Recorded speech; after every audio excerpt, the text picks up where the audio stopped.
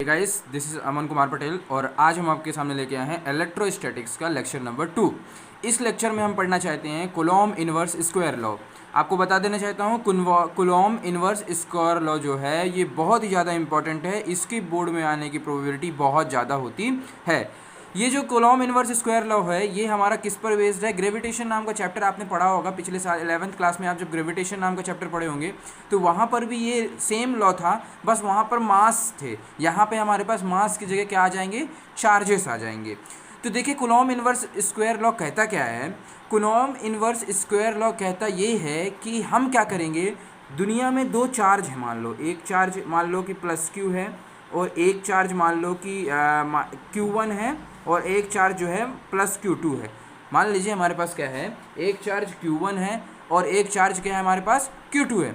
आपको अगर प्लस नहीं डिनोट करना है तो आप ना माने प्लस कि प्लस में है या फिर माइनस में है, आप तो केवल इतना मान लें कि हमारे पास दो चार्जेस हैं। अभी सोसाइटी में हमारे दो चार्जेस हैं, एक Q1 है और एक क्या है हमारे पास Q2 चार्ज है। तो भैया इनके बीच में क्या हो सकता है, या तो अट्रैक्शन लगेगा या तो इनके बीच में क्या लगेगा, रिपल्शन लगेगा। हमने ग्रेविटेशन नाम के चैप्टर में पढ़ा था कि हमारे पास दो मास हैं, एक M1 है और एक M2 है, तो इनके बीच में हो सकता है अट्रैक्शन लगे, हो सकता है अट्रैक्शन लगे और हो सकता है इनके बीच में रिपल्शन लगे। हो सकता है, दो पॉसिबिलिटीज़ हो सकती हैं। उसी प्रकार यदि दुनिया में दो चार्ज हैं, एक Q1 है और एक Q2 है, तो इन दोनों के बीच में या तो अट्रैक्शन लगेगा, या तो अट्रैक्शन लगेगा, एक दूसरे को अट्रैक्ट करेंगे, या तो इन दोनों के बीच में क्या लग रहा होगा, रिपल्शन लग रहा होगा। रिपल्शन मतलब होता है एक दूसरे को दूर फेंकना, ठीक है ना। तो अब हमने कल ही पढ़ा था कि यदि सेम होंगे, यदि Q1 और Q1 क्या होंगे, सेम चार्ज होंगे, सेम चार्ज साइन होगा, तो हमने कल पढ़ा था यदि सेम चार्ज साइन होगा तो वो एक दूसरे को क्या करेंगे, रिपल करेंगे। और अगर अपोजिट चार्ज साइन होगा, अपोजिट चार्ज हो गए, अपोजिट चार्ज होंगे तो एक दूसरे को क्या करेंगे, अट्रैक्ट करेंगे। यानी कि यदि दुनिया में दो बॉडी रखी हुई हैं तो उनके बीच में अट्रैक्शन लगेगा या तो रिपल्शन लगेगा, कुछ ना कुछ लग रहा होगा। तो कूलॉम इनवर्स स्क्वायर लॉ ने ये बताया कि जब कभी भी क्या होता है, दुनिया में दो बॉडी सोसाइटी में रखी रहती हैं, दो चार्ज सोसाइटी में रखे रहते हैं, तो उनके बीच में या तो फोर्स ऑफ अट्रैक्शन लगता है या तो फोर्स ऑफ रिपल्शन लग रहा होता है।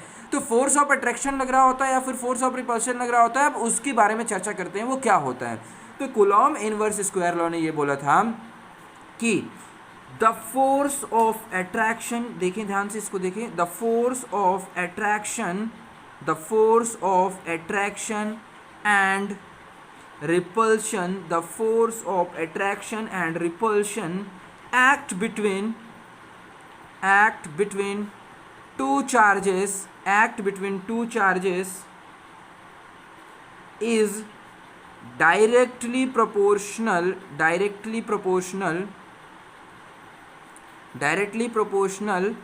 to product of both charges, directly proportional to the product of both charges. Coulomb inverse square law ने ये बताया था कि दो जने के बीच में जो फोर्स ऑफ अट्रैक्शन, या एक दूसरे को अट्रैक्ट करेंगे या एक दूसरे से रिपल करेंगे, रिपल करें या अट्रैक्ट करें, उनके बीच में जो फोर्स लग रहा होता है वो डायरेक्टली प्रोपोर्शनल होता है product of both the charges के। दोनों चार्जेस के प्रोडक्ट के क्या होता है, डायरेक्टली प्रोपोर्शनल होता है।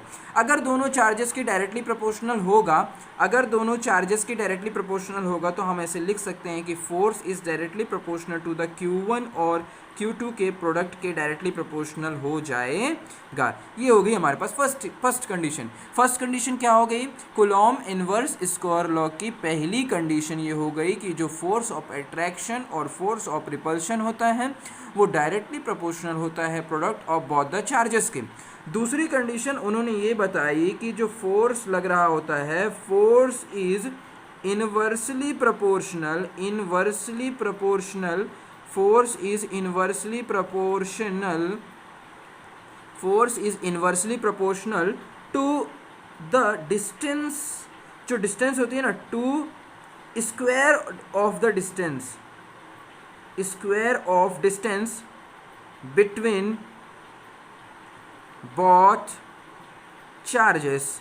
दोनों चार्जेस के बीच की जो दूरी है, जैसे मान लो d दूरी है, तो इस दूरी के स्क्वायर के डायरेक्टली इन्वर्सली प्रोपोर्शनल होता है, यानी कि आप बोल सकते हो force is inversely proportional to 1/d²। Force is inversely proportional to 1/d²।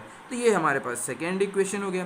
तो आपके पास पहली इक्वेशन के आगे कि फोर्स जो होता है वो डायरेक्टली प्रोपोर्शनल होता है Q1 और Q2 के प्रोडक्ट के, और फोर्स जो होता है वो इन्वर्सली प्रोपोर्शनल होता है 1/d² के। पूरी फिजिक्स में हमारे पास जब कभी भी हमारे पास दो इक्वेशन आ जाती हैं, जैसे हमारे पास एक इक्वेशन ये आ गई, force is directly proportional to Q1 and Q2 and force is directly proportional inversely proportional to 1/d²। अब जब हमारे पास दो इक्वेशन आ गई हैं तो हम काम करते हैं by first and second equation. By first and second equation हम क्या करेंगे, फोर्स को लिख सकते हैं। जब कभी भी हमारे पास दो इक्वेशन आ जाती है ना फिजिक्स में, पूरी फिजिक्स में, आप 11th क्लास में पढ़े होंगे, जब कभी भी हमारे पास पूरी फिजिक्स में दो इक्वेशन आ गई हैं, पहली इक्वेशन कह रही है कि Q1 Q2 का डायरेक्टली प्रोपोर्शनल है, दूसरी इक्वेशन कह रही है कि d² का इन्वर्सली प्रोपोर्शनल है, तो दोनों इक्वेशन को ऐड करना नहीं होता है, या दोनों इक्वेशन का इस्तेमाल करना होता है। और इस्तेमाल करने का मतलब ये हो गया कि जो चीज़ें ऊपर थीं उनको ऊपर ही रहने दो, और जो चीज़ें नीचे थी उनको नीचे ही रहने दो। तो हमने लिख दिया force is directly proportional to the Q1 and Q2 and inversely proportional to d²। अब जब कभी भी इस प्रोपोर्शनलिटी सिंबल को हटाते हैं तो कोई ना कोई कांस्टेंट आकर के अटैच हो जाता है। जब कभी भी प्रोपोर्शनलिटी सिंबल को हटाते हैं तो कोई ना कोई कांस्टेंट आकर के अटैच हो जाता है। अब हर चैप्टर में कांस्टेंट जो होता है वो अलग अलग आता है। तो इस चैप्टर में जो कांस्टेंट आएगा पूरे चैप्टर में उसे हम बोलेंगे k। तो यहाँ से जाएगा k Q1 और Q2/d²। तो हमारे पास क्या आंसर आ गया, F is equals to k Q1 Q2/d²। तो आपसे अगर कोई पूछता है कि जब कभी भी दो चार्ज रखे रहते हैं दुनिया में, दो चार्ज रखे रहते हैं और उन दोनों चार्जों के बीच में, दो चार्ज रखे रहते हैं, उन दोनों चार्जों के बीच में फोर्स ऑफ अट्रैक्शन या फिर फोर्स ऑफ रिपल्शन कितना लगता है, तो आपका आंसर आना चाहिए k Q1 Q2/d²। k Q1 Q2/d²। F is equals to k Q1 Q2/d²। और इसकी जो SI यूनिट होगी वो तो न्यूटन होती है। हम जानते हैं फोर्स की SI यूनिट क्या होती है, न्यूटन होती है। अच्छा, अब k के बारे में थोड़ा बहुत देख लेते हैं, k क्या होता है एक्चुअली। तो k की जो वैल्यू होती है वो होती है 1/4πε0। k की वैल्यू क्या होती है हमारे पास, 1/4πε0। k की वैल्यू बताएं, बोलें एक बार मेरे साथ, k की वैल्यू क्या होती है हमारे पास, 1/4πε0। अच्छा, एप्सिलॉन नॉट क्या होता है, permittivity of free space. Epsilon naught is the क्या होता है हमारे पास, permittivity of free space. Free space की परमिटिविटी होती है। एप्सिलॉन नॉट क्या होता है हमारे पास, फ्री स्पेस की परमिटिविटी होती है। आपकी जानकारी के लिए बता देना चाहता हूँ, k की जो वैल्यू होती है वो 9 × 10⁹ होती है। कितनी होती है, 9 × 10⁹ होती है, ठीक है ना। ये हो गया हमारे पास, ये एप्सिलॉन नॉट की वैल्यू हो गई। और इसकी SI यूनिट होती है न्यूटन मीटर स्क्वायर और पर कूलम्ब स्क्वायर। अच्छा चलो SI यूनिट निकाल लेते हैं। पूछा जाता है find the SI unit of k। हमसे पूछा जाता है कि find SI unit of k, find SI unit of k। ये ऑब्जेक्टिव में पूछा जाता है कि k की SI यूनिट को वर्णन कीजिए, k की SI यूनिट को निकालिए। तो इसका इस्तेमाल करके देखो, इससे हम क्या करेंगे, k की वैल्यू निकालो। तो k की वैल्यू जो आ रही होगी हमारे पास FD²/Q1/Q2 आ रही होगी। ये k की वैल्यू आ रही है ना वहाँ से। तो जब आपके पास वहाँ से आ रही है तो F का क्या होता है हमारे पास, बताओ, न्यूटन होता है, आपको पता ही होगा। और d डिस्टेंस है तो इसका होता है हमारे पास क्या होता है, मीटर स्क्वायर अपॉन ये क्या हो गया हमारे पास, कूलम्ब। ये हो गया हमारे पास k की यूनिट जो कि हमने यहाँ पे लिखी थी, न्यूटन मीटर स्क्वायर और पर कूलम्ब, ये हो गई। अच्छा, डायमेंशनल फार्मूला भी पूछा जाता है, इस बात को आप ध्यान दें, आपके पास डायमेंशनल फार्मूला भी पूछा जाएगा। अच्छा, एप्सिलॉन नॉट की तो वैल्यू आपने बताया नहीं, हमने बोला k की जो वैल्यू होती है वो 9 × 10⁹ होती है। एप्सिलॉन नॉट की भैया बता दीजिए फिर आप। तो एप्सिलॉन नॉट की जो वैल्यू होती है वो होती है हमारे पास 8.85 × 10⁻12 होती है। कितनी होती है, 8.85 × 10⁻12 coulomb square upon newton metre square. इसकी भी SI यूनिट आप निकाल सकते हैं। अगर आपको k की पता चल गई है तो क्या एप्सिलॉन नॉट की निकाल सकते हैं। एप्सिलॉन नॉट को एक साइड रखिए और k को दूसरे साइड भेज करके आप एप्सिलॉन नॉट की भी SI यूनिट निकाल सकते हैं। तो चलिए एप्सिलॉन नॉट की SI यूनिट निकाल ही देते हैं। एप्सिलॉन नॉट जो होता है उसकी SI यूनिट अगर निकालना चाहते हैं हम, किसकी SI यूनिट निकालना चाहते हैं, एप्सिलॉन नॉट की, तो k का फॉर्मूला होता है हमारे पास 1/4πε0। तो अगर एप्सिलॉन नॉट की SI यूनिट निकालना चाहते हो तो आपको एप्सिलॉन नॉट को एक साइड रखना होगा और 1/4π k इधर रखना होगा। 1/4 से तो कोई लेना देना नहीं है। के की यूनिट देखो क्या थी, के का जब आपने निकाला था तो आपने निकाला था कि न्यूटन मीटर स्क्वायर और पर न्यूटन मीटर स्क्वायर निकाले थे और पर कूलॉम्ब का स्क्वायर निकाले थे। क्या निकाले थे? न्यूटन मीटर स्क्वायर पर कूलॉम्ब का स्क्वायर। तो इसको अगर हम करते हैं तो कूलॉम्ब का स्क्वायर ऊपर आ जाएगा और ये न्यूटन मीटर स्क्वायर आ जाएगा, यानी एप्सिलॉन नॉट जो है उसकी एसआई यूनिट आ गई हमारे पास, क्या आ गई? कूलॉम्ब स्क्वायर, और नीचे साइड हमारे पास न्यूटन पर मीटर स्क्वायर। समझ गए ना? ये हमारे पास एप्सिलॉन नॉट की आ गई। अच्छा, पेपर वाला ये पूछ लिया एप्सिलॉन नॉट का डायमेंशनल फार्मूला बता दो। अब एप्सिलॉन नॉट का अगर आपसे डायमेंशनल फार्मूला पूछा जाता है एक्चुअली, तो देखो हमने पढ़ा था कि पहले मैं ऊपर से बताना चाहता हूँ, एप्सिलॉन नॉट का अगर डायमेंशनल फार्मूला चाहिए आपको तो कूलॉम्ब का स्क्वायर मतलब होता है चार्ज का स्क्वायर। यहाँ पे चार्ज, कूलॉम्ब किसकी एसआई यूनिट होती है? चार्ज की होती है। न्यूटन का मतलब हो गया हमारे पास फोर्स होगा, और यहाँ पे डिस्टेंस होगी। बोलो ना, समझ में आता है कि नहीं आता है?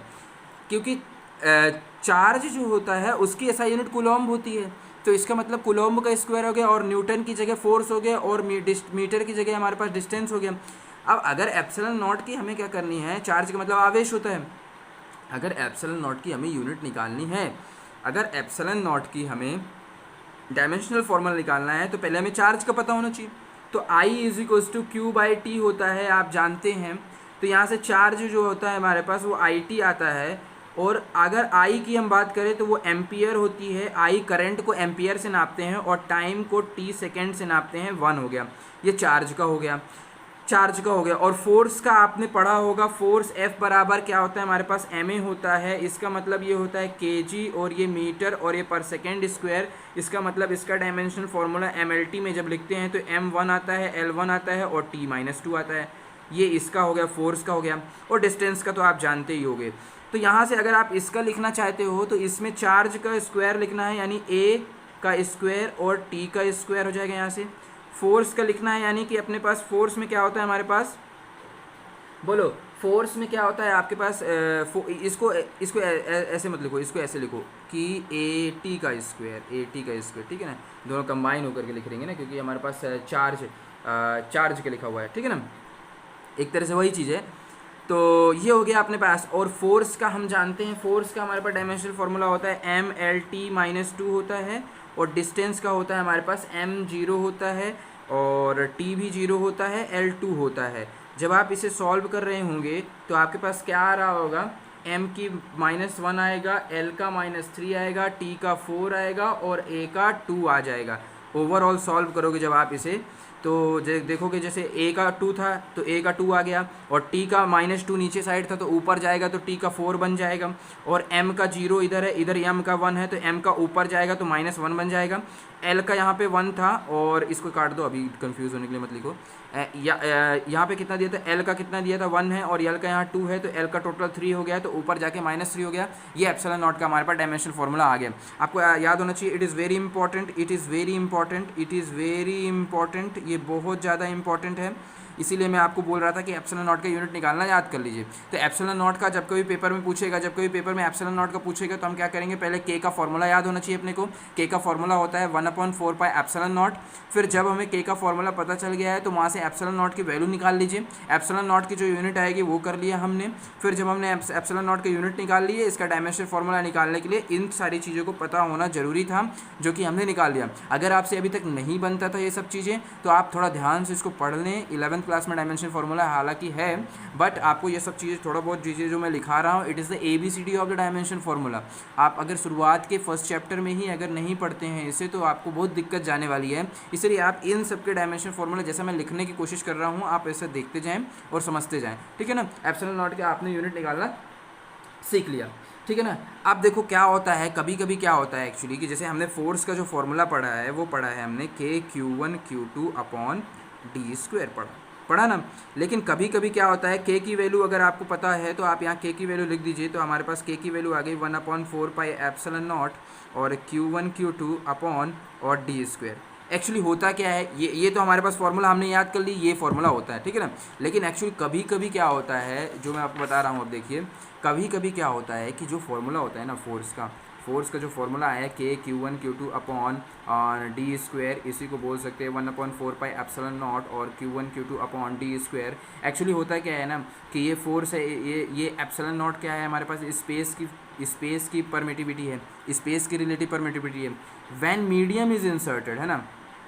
व्हेन मीडियम, जब मीडियम होता है तो क्या होता है, मीडियम का डाई इलेक्ट्रिक कांस्टेंट आता है। क्या आता है, डाई इलेक्ट्रिक कांस्टेंट होता है ना। हर मीडियम का डाई इलेक्ट्रिक क्या होता है, कांस्टेंट होता है।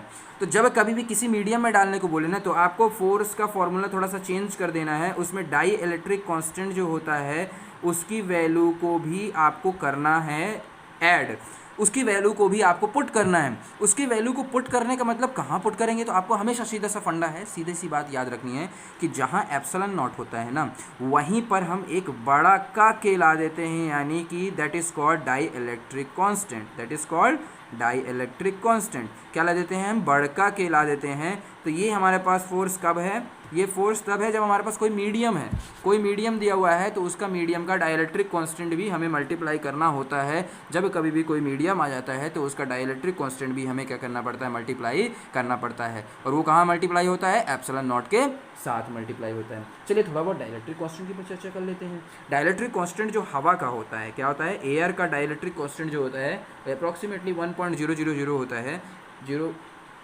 0536 होता है, यानी कि हमारे पास अप्रॉक्सीमेटली इक्वल्स टू अपन इसे बोल सकते हैं 1 के बराबर होता है, ठीक है ना। अच्छा, अगर आपको ये पेपर में सबसे ज़्यादा पूछा जाने वाला प्रश्न है कि मेटल का डाइलेक्ट्रिक कांस्टेंट कितना होता है। मेटल का डाइलेक्ट्रिक कांस्टेंट जो होता है वो होता है इनफाइनाइट। मेटल का डाइलेक्ट्रिक कांस्टेंट क्या होता है हमारे पास, वो होता है इनफाइनाइट। अगर आपसे मान लीजिए वैक्स का पूछता है, वैक्स का भी याद कर लीजिए, ये भी थोड़ा काम का है, वो होता है हमारे पास 2 होता है, 2 से लेकर के 2.3 तक होता है। बस इतने ही काम के हैं, ज़्यादातर पूछा नहीं जाता है। और अगर जो भी है अप्रॉक्सीमेटली 1 के बराबर ही होते हैं। आपको इतना याद होना चाहिए, मेटल का इनफाइनाइट होता है, एयर का अप्रॉक्सीमेटली 1 होता है, वैक्स का 2 से 2.3 तक होता है, ठीक है ना। आई होप आपको यहाँ तक समझ में आ गया होगा, ठीक है ना। अब हम अगले लेक्चर में बाकी चीज़ें पढ़ेंगे क्या, नहीं अभी पढ़ेंगे। अभी क्या पढ़ेंगे, अभी हम पढ़ेंगे जैसे हमने पढ़ा ना कि Coulomb force, Coulomb square law पढ़ा, तो कुलॉम स्क्वायर लॉ के कुछ लिमिटेशंस हैं। ऐसा इसका मतलब ये है हर चीज़ के लिमिटेशन होते हैं। देखो कि ज़रूरी नहीं कि आपको हर चीज़, जैसे 2 चार्ज रखे हैं तो फोर्स लग रहा है, उनके बीच में हो रहा है, कहीं पे भी आप रख दियो तो उनके बीच में फोर्स ऑफ अट्रैक्शन या फिर रिपल्शन लग रहा है, नो। तो उसमें कुछ ना कुछ लिमिटेशंस होती हैं। क्या होती हैं, लिमिटेशन। तो लिमिटेशन की बात करते हैं थोड़ा। किसकी बात कर रहे हैं, we are talking for the limitation of Coulomb inverse square law. Coulomb inverse square law की लिमिटेशन ये होती है कि ये जो लॉ होता है ना, true only for point charges. किसके लिए, पॉइंट चार्जेस के लिए ट्रू होता है ना। तो true for only for point charges, true only for point charges, ये किसके लिए ट्रू होता है, केवल और केवल पॉइंट चार्जेस के लिए ट्रू होता है। मतलब कि 2 चार्ज ऐसे होंगे जो एटमॉस्फेयर में पॉइंट के फॉर्म में होंगे, उनके लिए। ऐसा नहीं है कि मान लो आपके पास एक प्लेट दी हुई है, उसमें चार्ज भरा हुआ है, आप इसके लिए लगाएंगे, नहीं। This is valid only for point charges. किसके लिए वैलिड होता है ये, this is valid only for point charges, ये पॉइंट चार्जेस के लिए वैलिड होता है। दूसरा क्या दिया हुआ है, this law holds good only for the stationary charges and not for the moving charges, है ना। तो ये चार्ज होता है किसके लिए, ये जो कुलॉम इनवर्स स्क्वायर लॉ होता है ना, किसके लिए होता है, फॉर स्टेशनरी चार्जेस। किसके लिए होता है, स्टेशनरी चार्जेस। स्टेशनरी चार्जेस के लिए होता है। स्टेशनरी चार्जेस का मतलब होता है रुके हुए चार्जेस के लिए, not for moving charge, not for moving charge. Moving charge के लिए ये नहीं होता है, मतलब घूम रहे चार्जेस के लिए नहीं होगा। जो चार्ज रुके हुए 2 ठो होंगे ना, उन्हीं चार्जेस के लिए होगा। ऐसे चार्जेस के लिए बिल्कुल नहीं होगा जो चार्ज घूम रहे हैं, ठीक है ना। This is not for the moving charges, this is for the stationary charges. तीसरा लिमिटेशन ये है कि डिस्टेंस जो होती है ना, वो लार्ज डिस्टेंस नहीं होना चाहिए, है ना। 2 चार्जेस के बीच में ज़्यादा दूरी नहीं होना चाहिए। This law is not true for very large distances, है ना। This law is not true for large distance, not true for large distance। ये लॉ जो है वो लार्ज डिस्टेंस के लिए वेरीफाइड नहीं है। मतलब कितने डिस्टेंस होना चाहिए, 10⁻⁻15 से क्या होना चाहिए, 10⁻⁻15 के ऑर्डर का होना चाहिए, है ना, इस ऑर्डर का होना चाहिए, डिस्टेंस किस ऑर्डर का होना चाहिए, 10⁻⁻15 के ऑर्डर का होना चाहिए। 10⁻⁻, ये भी ऑब्जेक्टिव में पूछा जाता है किस ऑर्डर का डिस्टेंस होना चाहिए उन दोनों के बीच में, 10⁻⁻15 की ऑर्डर का होना चाहिए उनके बीच में distance. Not true for large distances के लिए ट्रू नहीं होता है। ये हो गई हमारे पास limitation of Coulomb inverse square law. True only for the point charges, for stationary charges, not for the moving charge. This law is not true for the large distances के लिए वेरीफाइड नहीं होता है। तो आज हम इस वीडियो में कूलॉम इनवर्स स्क्वायर लॉ को पढ़ चुके हैं। अगली वीडियो में हम बाकी चीज़ें पढ़ेंगे। आई होप आपको वीडियो समझ में आई होगी। यदि आपको समझ में आई है तो प्लीज़ लाइक एंड सब्सक्राइब। हम ऐसी ही वीडियो बनाएंगे ताकि आपका बोर्ड का सिलेबस पूरा कवर हो सके। Thanks for watching it.